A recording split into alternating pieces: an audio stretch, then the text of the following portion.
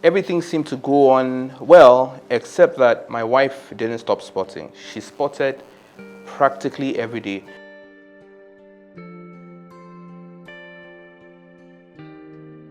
So my wife and I got married on June the 8th, 2013, and the plan was immediately after the wedding, we'd get to the business of having a baby.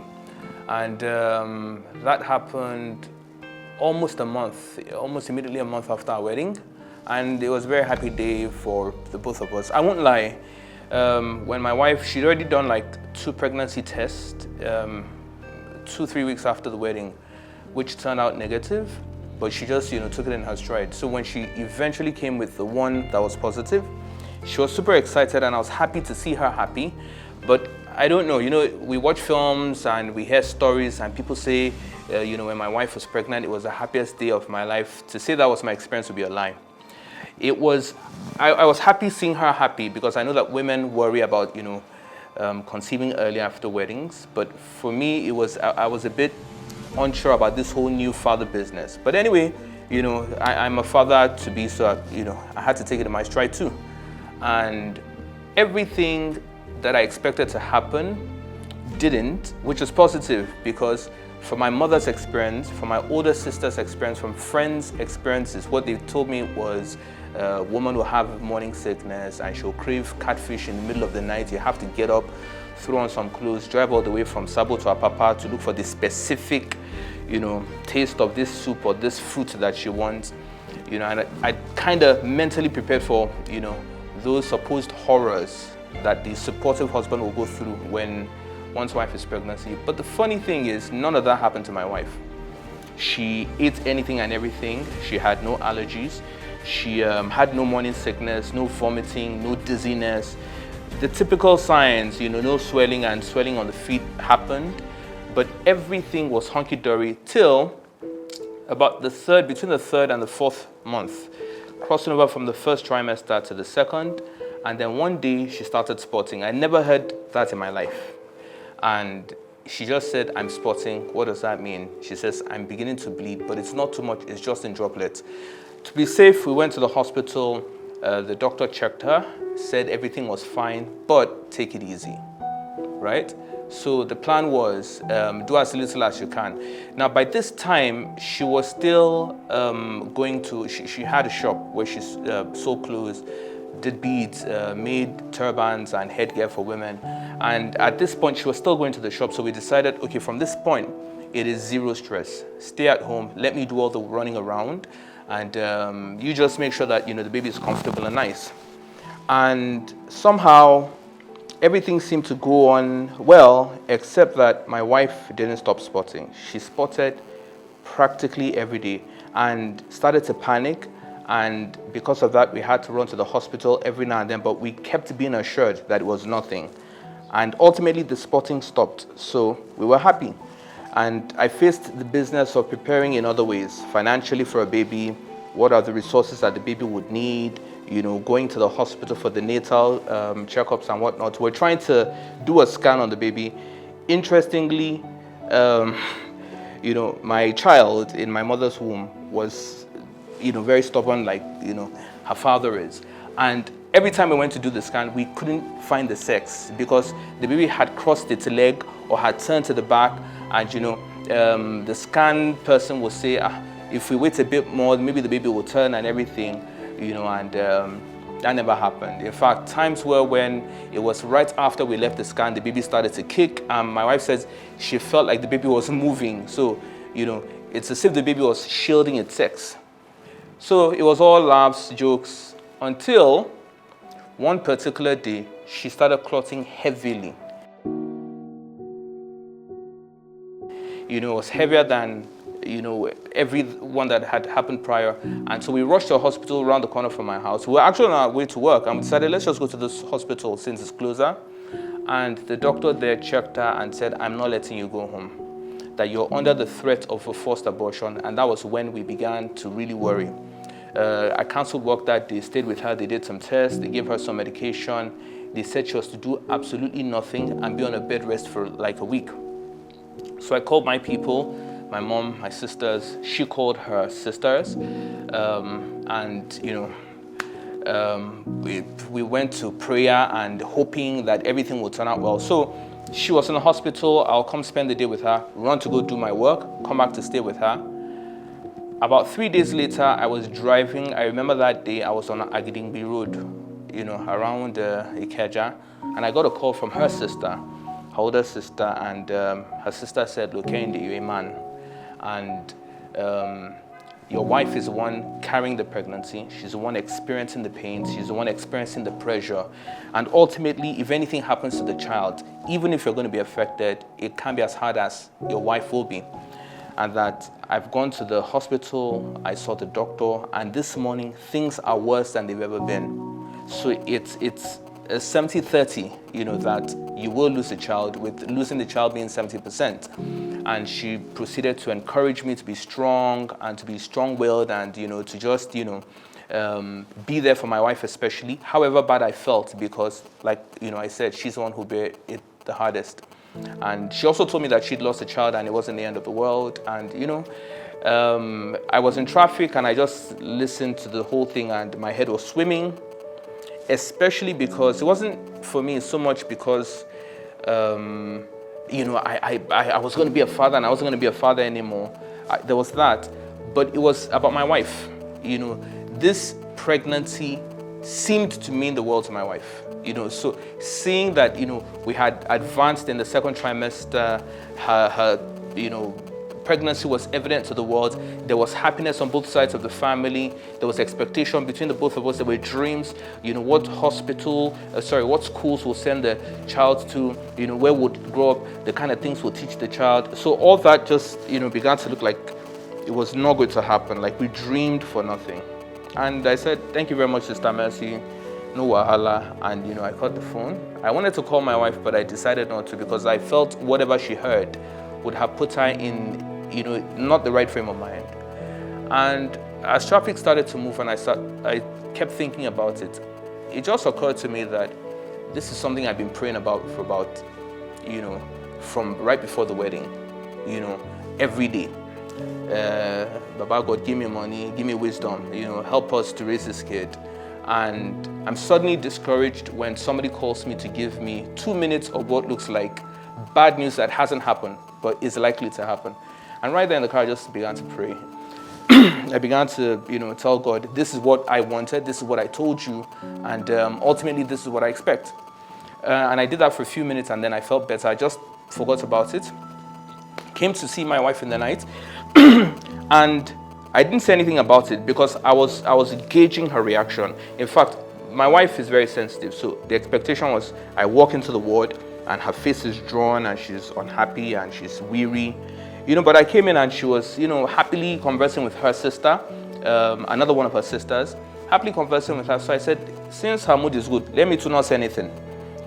But there's that moment where, you're dreading her. She's happy now, her sister is here, that she's forgotten the pains. I didn't want her sister to leave on time so that we could suspend the moment, while she's really happy. But her sister eventually left and she did not say a word to me. So I thought to myself, maybe the doctor didn't let her know the state of things, but only told her older sister.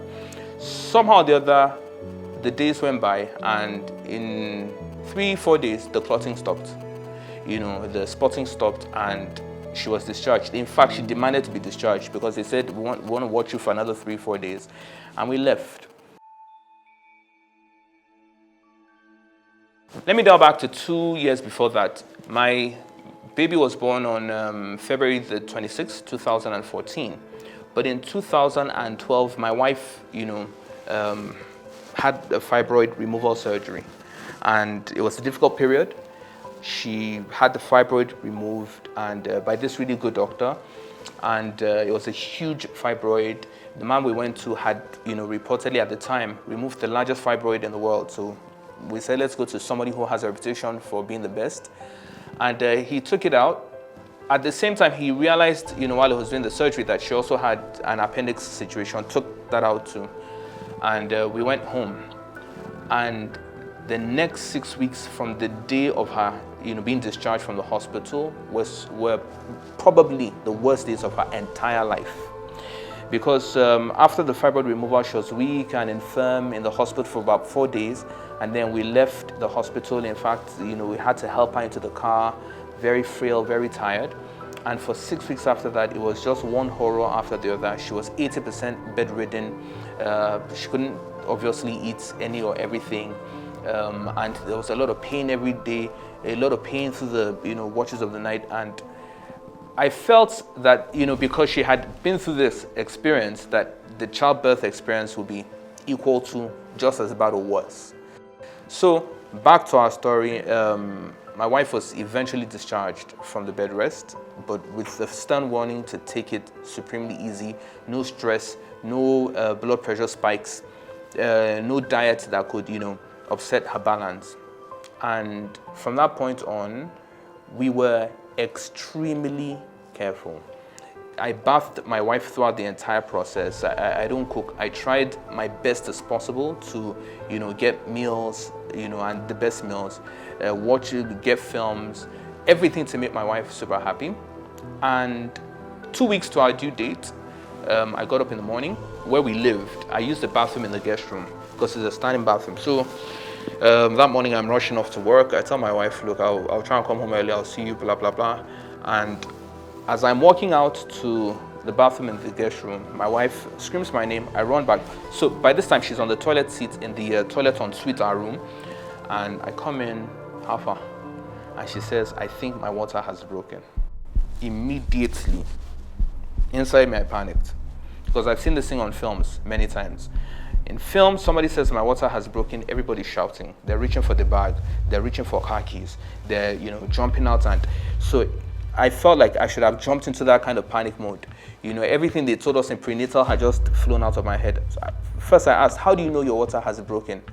She says, because I started I started urinating and it's not stopping. It's just, fluid is coming out of my body.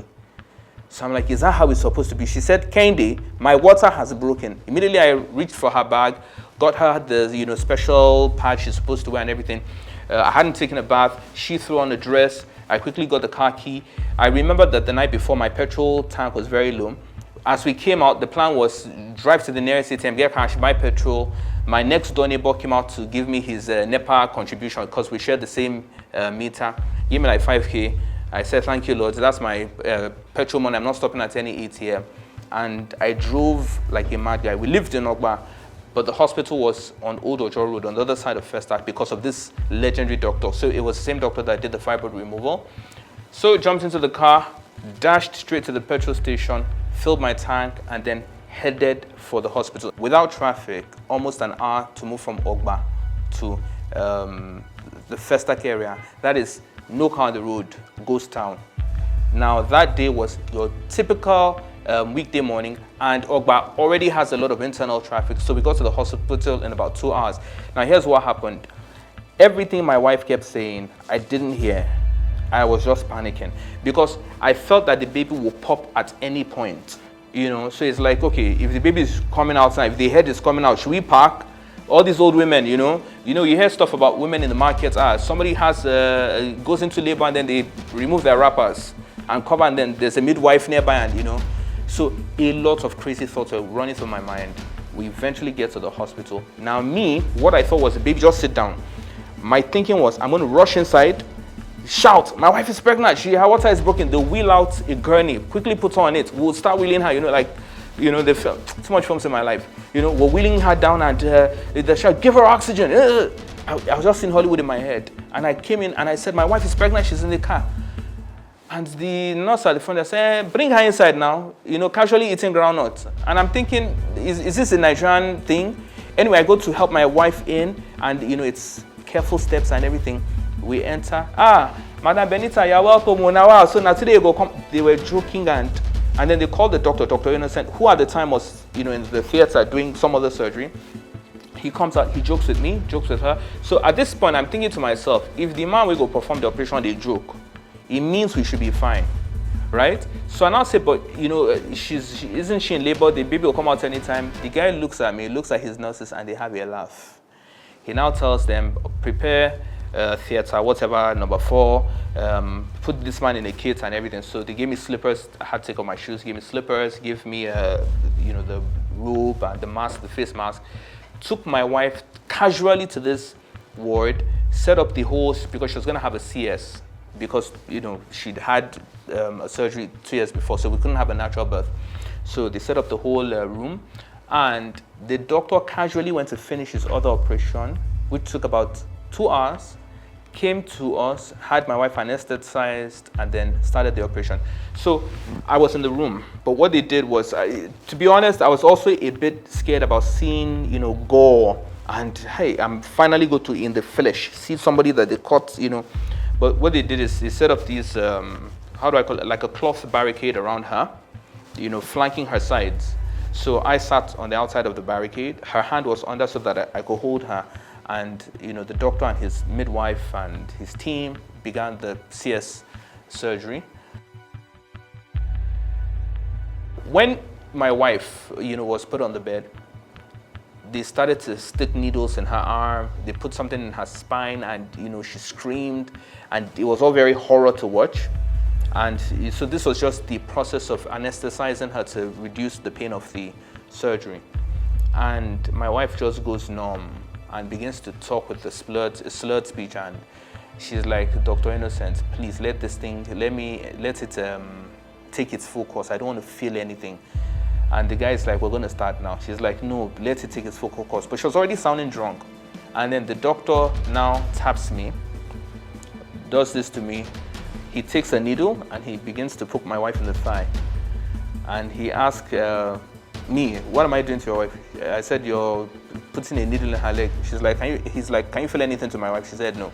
And then he starts. As soon as he starts, the minute he takes the razor to my wife's belly, she begins to groan. Dr. Innocent, I told you. And she, in her weak state, she's angry and she's, raking for this guy. And the man is like, don't worry, blah, blah, blah, blah. And my wife just begins to repeat, pain, pain, pain. Till today, I use it to tease her, pain, pain, pain. And I held her and, baby, don't worry, pain, pain, pain. This whole operation didn't take about an hour, but it felt like forever, because between the time he started and when they eventually brought out the baby, who turned out to be a girl, I kept asking, how long will it take? How long will it take? The guy is like, we just started. See this man. And he was being very blasé and casual about it. So that was giving me a bit of confidence. But my wife was in pain, and this whole thing seemed to take forever. And then eventually he brings out my baby. The minute he brings her out, he shows me her private area and he says, so what's the sex? And I say, it's a girl. Baby starts to cry, and they take my daughter to the next room, and they begin to soap my wife and everything. And at that moment, that's when it dawned on me that, there was a heavy expectation. It was just psychological and beyond my conscious awareness that I just wanted this whole thing to be over so that life could somewhat return to normal, especially for my wife. And, they began to sew her up, and she had, stopped crying pain, and she was quiet and everything. And then they brought my baby, cleaned and put her in my hand, took some pictures and everything. And for me, the minute I held my daughter, Anu, that's, I think, when it dawned on me that might have been the greatest day of my life. My daughter was born at 2.7, so she was really tiny. Placed her in my arm, and she was crying all the way, placed her in my arm. And, I got I had so many impressions going into this thing. I felt babies would not open their eyes on time. Her eyes were wide open, and, they were like headlights. And, I looked at my daughter, and they said, and they want to put her down. And I'm like, but why are you putting her down? Are you putting her in an incubator? They're like, no, you just want to put her down. So I'm like, make her carry her now. I'm my own, And, so today, that photo of me carrying my baby is one of the most stimulating moments of my entire life, because she was tiny, she was vulnerable, she was beautiful, she was super fair. In fact, the doctor he has a very bad sense of humor. He has my sense of humor. He was like, you are black, this your baby is not black, okay? How far? Everybody was laughing, but I understood his sense of humor. Super fair baby. And later I went into the next room and, chilled out a little with the baby. Would come back to check on my wife, who was by that time sleeping. So the most amazing thing was that night, so in my wife's ward, we had about 3 nurses who were attending to us. And that night, they were the ones feeding the baby. So they were, taking little water and, feeding her with every few hours. That night, I'm in the ward, my wife gets up, and to my utter shock, she just swings her legs off the bed, stands up perfectly, and let me see her very well, and walks up to where my child is. And for me, it was a shocker because I expected, like I said, a repetition of the fibroid removal surgery experience, which was you're bedridden and everything, which also got me worried because I thought to myself, is it me that will take care of this child? And in my life, people had always told me, you don't carry babies well. It's not like that. It's like this, you carry. So I felt to myself like I needed somebody with, if not experience, the natural maternal instinct and, maybe training to carry the child. So will my wife be bedridden while I'm trying to, wing this thing on my own? And she got up and she went to my daughter. In the early hours of the next morning, she started to breastfeed. So that was the first phase, for me of becoming a father. The pregnancy was fairly well up to that point where she started her heavy spotting and had to take a rest. And then we now had the baby, and finally the child was out. We were excited. But it was then also I realized that when you have a child, a child is the most fragile, arguably the most fragile object or being in the entire universe. Small, bones are very brittle, anything can break, anything can drop. So even in terms of protecting the child from disease, everything has to be spick span. It was extremely intimidating to know that I'm going to have to take care of this very tiny being up to the point where she becomes an independent, as it were, and physically strong person. So 3-4 days later, my wife was fine. She had a bit of a problem, expressing, so which that simply means getting breast milk out of her, mammaries. But eventually the nurses helped, and that happened. Friends and family came to the hospital, taking photos, congratulating us. The next point of my fear was the day we were going home. It occurred to me that all the nurses that had been helping us, that had been covering our failures and whatnot, and not our failures, our inexperience. By this time, we're going to stay in that place of work, and we had to go home. And we did get home. My mom came to join us that night, but my mom had already told us, Kehinde, I'm doing only 1 month with you guys. My mother did only 1 month with me. I'm not going to do an extensive, care so that you guys don't become spoiled and dependent on me. So my mom came that night, which was very helpful. And from the next day, she guided my wife as she bathed the baby, dressed for the baby, and would breastfeed the baby, carry the baby, comfort the baby when the baby is crying. So for the next 3 weeks, I didn't go out. I was at home, doing my work at home, basically taking care of the baby. By nature, I'm a creature of midnight and early morning. So for me, taking care of the baby through the night, which typically is, troubling for many people, was fine for me. I'll get up to wake my wife when the baby is crying. Sometimes she's not crying, just every 4-hour interval, okay, time to breastfeed the baby. But my wife would be dead tired, and sometimes she would lean against me and finish breastfeeding with one, side of the breast, and then I have to, move the baby to the next stand. So those first few weeks for me weren't so troubling. The only thing is, it gave me an excuse to tell clients that, look, I'm a new father, so this job that I have to deliver tomorrow, can I have 2 years, and that didn't happen. Now only 2 months they gave me, or maybe 2 weeks, I can't remember. But ultimately, for me, this was the experience that ushered me into the business we call fatherhood. So in 1992, I read this article.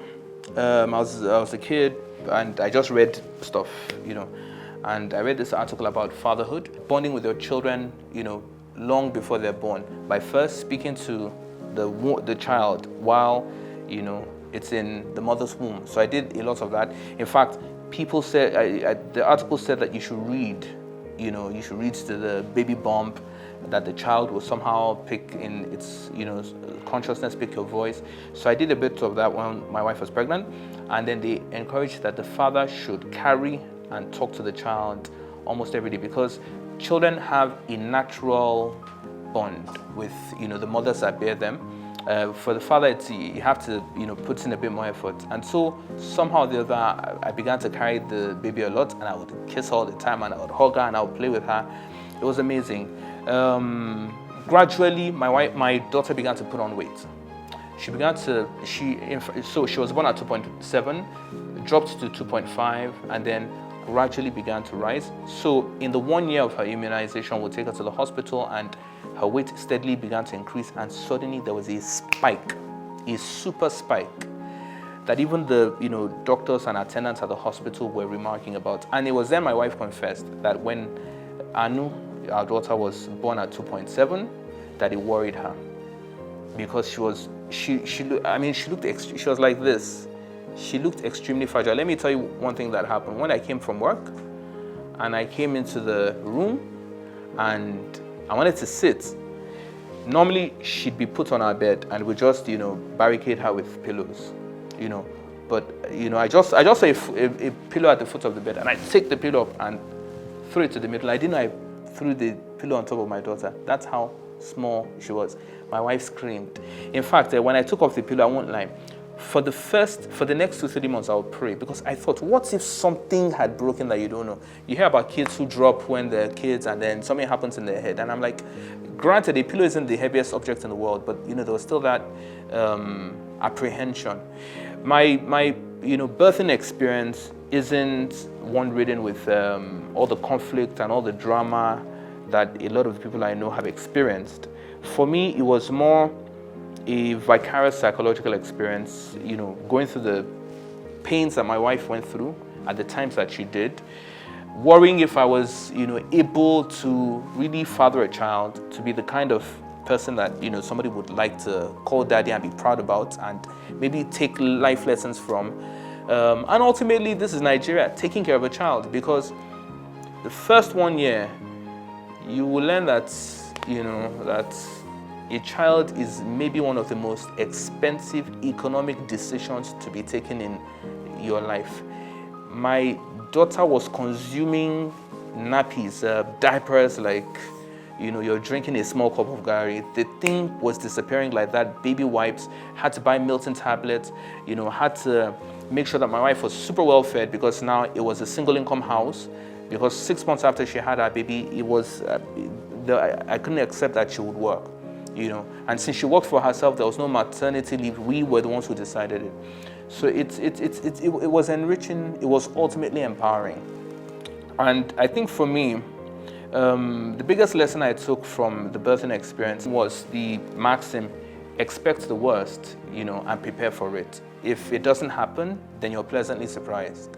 For me, I expected an exaggerated experience based on what I had watched on films. And I'm sure you're probably thinking now that, but Oga, did you not go for your wife's prenatal classes? See, I'm ashamed to say that I dropped her at the prenatal classes.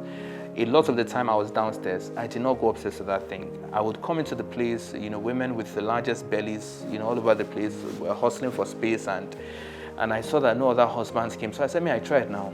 At least I brought to my wife, let her go upstairs, see, and go for your wife's zone. But my expectations were then forged by movies and what I'd read in novels. So thankfully, some of those things are just myths.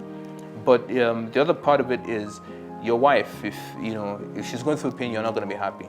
And for me, it was standing by her, saying the right words. Because although yes, my wife didn't experience all the other physical manifestations of pregnancy, emotionally she was extremely sensitive.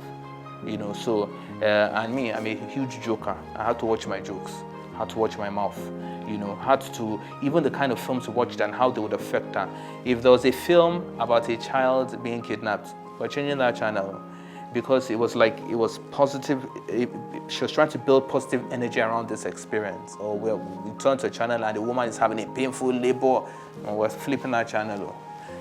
Better to watch Tom and Jerry than something that scares. Okay. So, in all, the experience is different. It's as different as there are couples, but it's ultimately beautiful, for the better or worse. It's ultimately beautiful. Crisis and conflicts shape us, and I'm in the world of ideas. You see, I've seen that my birthing experience is not far from the birthing of ideas. You know, it has to gestate. It might be painful when it comes out. It might be unappreciated when it comes out. It might look weak and like nothing until you begin to put effort to it. And then one day you realize, it's been 6 years now. My daughter it's been almost 6 years. My daughter is going to be 6 in a couple of weeks. And I tell myself, I just look at my daughter and I say, this child is mine. Came, you know, from me into my wife and out of this human being is mine. It's ultimately a beautiful experience, whatever the pains that were caused. So that's been my story.